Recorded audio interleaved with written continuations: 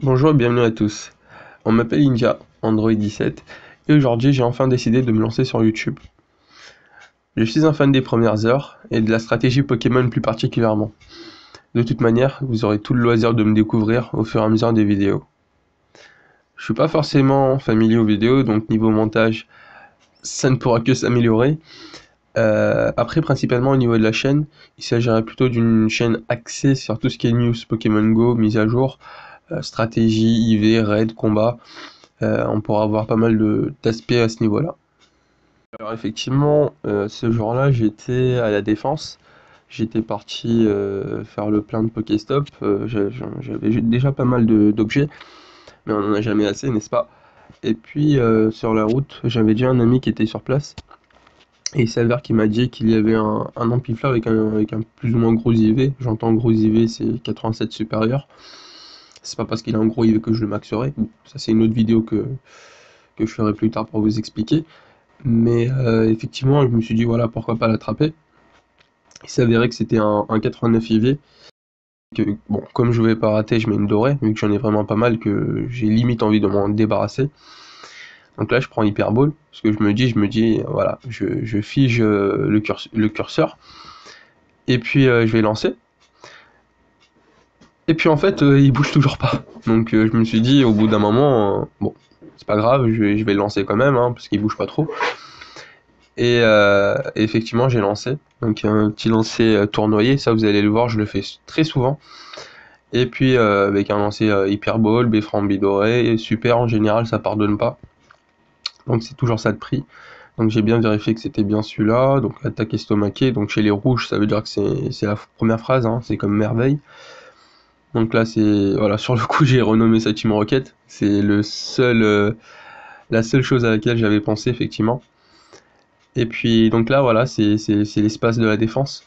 Vous avez la Grande Arche, l'Esplanade, entre autres. Entre ces deux périmètres là, il y a vraiment beaucoup de Pokéstop.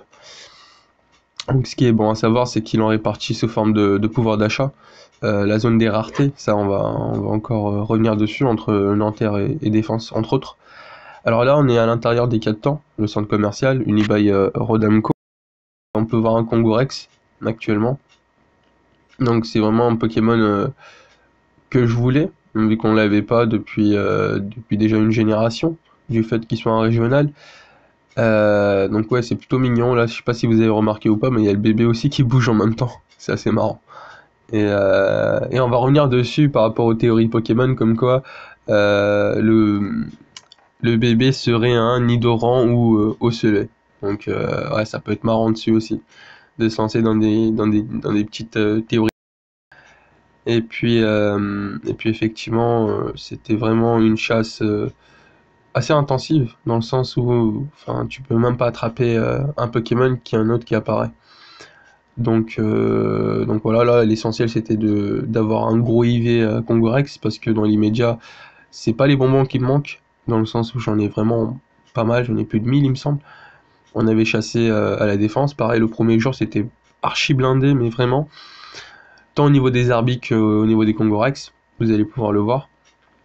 Mais la chose qui est bien par rapport aux centres commerciaux, c'est surtout que y a pas mal de monde qui passe, mais il y a une petite zone de repos. Et cette fameuse zone, elle est vraiment pas mal. Tu peux brancher ton câble, etc. Donc à ce niveau, c'est pas mal. Là, pareil, on a un Magikarp. Bon, à chaque fois, quand je regarde un Magikarp, forcément, il y a un shiny check pour voir si c'est pas un shiny. Bah là, en l'occurrence, non. Là, ne vous inquiétez pas, je l'ai eu, hein. Il est rentré, mais pour un souci de temps, vu que j'avais vraiment une journée assez importante, j'ai préféré vraiment trier les vidéos. Alors là, la chose à faire, c'est effectivement soigner les Pokémon. C'est-à-dire que là, vous voyez, je suis quasiment à 1500 sur 1500. Au lieu de le jeter, je vais les utiliser. Voilà, quitte à perdre quelques Pokémon en spawn, c'est pas grave. Je préfère vraiment les soigner, parce que un Pokémon non soigné, c'est un Pokémon qui ne va pas en arène. Voilà, ça c'est... Vous le savez évidemment, mais voilà, on a tendance à oublier. Parfois tu fais des raids, tu regardes, tu te dis, tiens, pourquoi mon Pokémon n'est pas proposé? Bah, c'est simple, il a plus de PV. Même s'il a un PV qui manque, il n'est pas proposé. Voilà. Donc voilà, au niveau du stockage du sac Pokémon, il y en a vraiment pas mal qui m'ont posé des questions. Voilà, comment tu fais pour gérer un sac, qu'est-ce que je privilégie, etc. Je reviendrai dessus aussi, vu que c'est un sujet à part entière. C'est par rapport à ton niveau d'une part, par rapport à ce que tu en fais avec, et par rapport à la fréquence à laquelle tu tapes les Pokéstop. Voilà, c'est déjà une ébauche de réponse. Alors là, on continue les Pokéstop parce que le problème, c'est ça aussi, c'est que quand tu chasses peut-être un peu trop, c'est que tu oublies de taper les Pokéstop en fait. Tu vois, malgré le fait que tu sois vraiment rempli de Pokéstop, bah, tu t'oublies parce que ça te paraît naturel. Et là, actuellement, c'est pas leurré. Ça paraît improbable parce que c'est toujours leurré hein, quand vous y alliez essentiellement, soit par des bots, soit par des personnes physiques. Hein. Enfin voilà. Après, donc là, je suis encore full.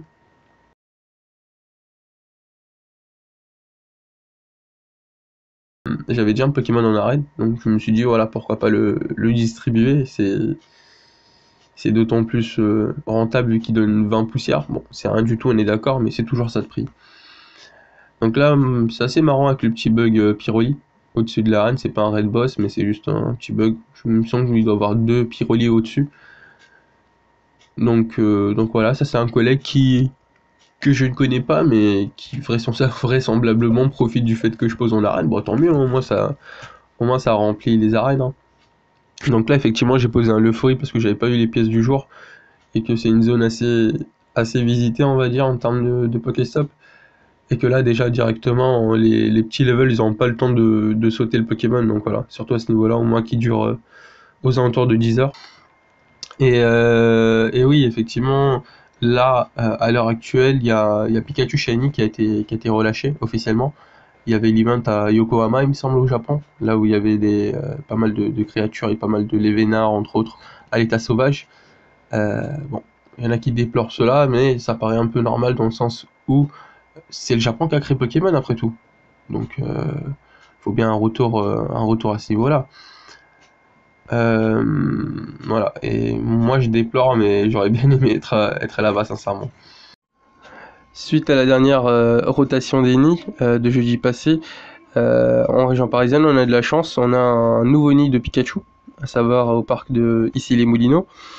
Et j'aimerais bien aller faire un tour pour essayer d'observer de plus près ce Pikachu qui est, ma foi, particulièrement bien bronzé.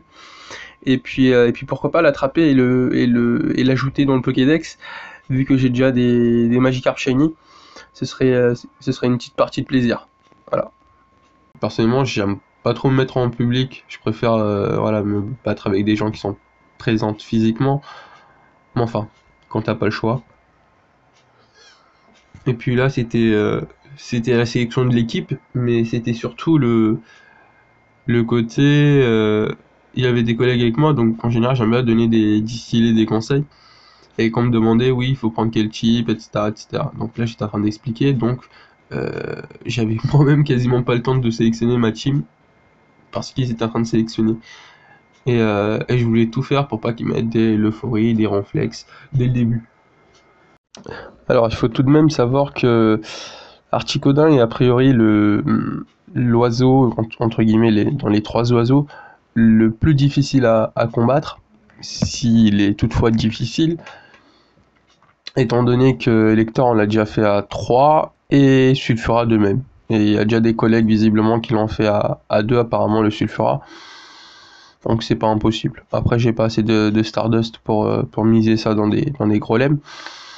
J'ai déjà pas mal de Grolem, mais je préfère effectivement diversifier la compo d'équipe, même si il y a pas mal de Pokémon qui reviennent assez souvent à ce niveau-là.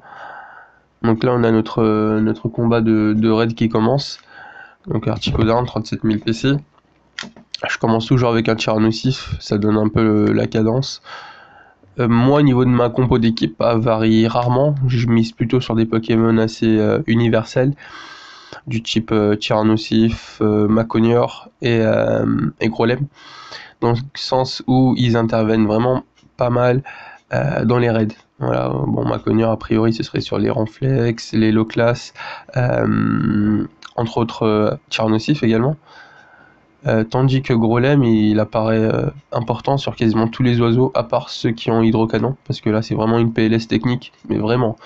Et Tira résiste plutôt pas mal, ouais. Mais voilà, au niveau de ma compo d'équipe, en général, c'est full Tira, donc 5 Tira nocifs. En dernier, soit je mets un petit Grolem, ou soit, si j'ai vraiment pas confiance en l'équipe avec qui je suis, ah, j'hésite pas, moi je mets un Leufori, moi y a aucun problème. Moi j'ai pas confiance aux individus, je mets un Leufori. Ah, je me suis fait avoir trop de fois, c'est trop. Mais en général, je mets pas ça quand je vois que là, bon, là on est 10, donc là on est parti pour bourriner. Ma philosophie c'est ça, j'esquive pas en fait. À part s'il a une attaque SP vraiment excellente, du type hydrocanon, quelque chose comme ça. Là oui, effectivement, il faudrait que j'anticipe un petit peu.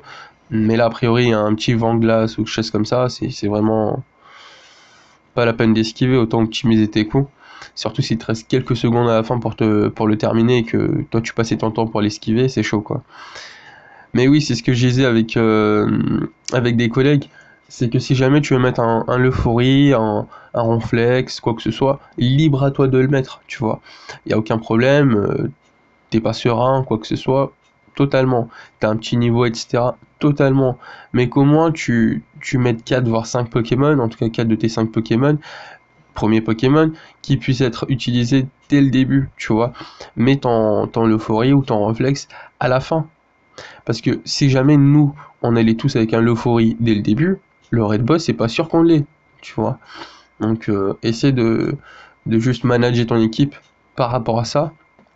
Et puis, effectivement, tout devrait bien se passer. Il n'y a pas raison, à part si vous êtes vraiment compact. Mais ce que je dis toujours, c'est pas le niveau général qui fait la différence. Ton niveau général, c'est la compo d'équipe et ce que tu fais avec. Tu vois, t'as la compo d'équipe, t'as les CT qui vont avec, les attaques, t'as les IV aussi qui jouent un rôle plutôt important. Bon, on va revenir dessus vu que c'est un sujet assez coriace. Dans le jeu initial, c'était un facteur multiplicateur. Ici, vraisemblablement, c'est un facteur additionnel. Donc, c'est déjà totalement différent au niveau du calcul. Bah, là, tu vois que je suis en train d'esquiver parce que c'est rare que j'esquive, hein, mais là, je fais que d'esquiver parce que c'est mon dernier Pokémon en fait. J'ai tellement bourriné que voilà, c'est vraiment mon dernier Pokémon. Là, j'ai eu un petit bug parce que j'ai cliqué sans faire exprès quand je tournais. Bon, là, on l'a eu. Il me semble que c'était un PC pas potable, hein, 1643. Bon, ça m'étonne beaucoup, relativement faible. Là, j'ai eu pas mal de dorés, j'ai été gâté dessus. Franchement, je dis pas non. Alors, pour les légendaires, il y a une tactique assez simple que je fais tout le temps. B doré, je la donne. Moi, je change pas de B, il n'y a pas de tactique chez moi. Je donne une B. Je bloque le curseur sur lancer super. Si le Pokémon il est assez simple à attraper, tu mets excellent. Et là, enroulé, tu lances. En général, ça rentre. Bon, là, c'est l'archétype du lancer, hein, c'est vraiment la définition même du lancer, donc c'est rentré. Mais en général, c'est ça. Hein. La prochaine fois, je te ferai un ralenti parce que là, c'était trop rapide en fait. Mais en général, ça passe souvent. Tu bloques le curseur. Une fois que c'est bloqué, t'attends que le boss fasse une réaction, pas qu'il monte en haut ou en bas. Il fait vraiment une réaction à part entière. Et là, tu fais enrouler, excellent ou super, ça passe. C'est tout pour la vidéo d'aujourd'hui. N'hésitez pas à vous abonner, à diffuser la chaîne à vos amis. Cela ne pourrait faire qu'agrandir notre communauté. Si vous avez des questions, des suggestions, des thématiques à aborder, n'hésitez pas à l'exposer dans l'espace commentaire. Il est là pour ça. Un petit pouce bleu, ça fait toujours plaisir. En attendant la prochaine vidéo, soyez sages. Ciao.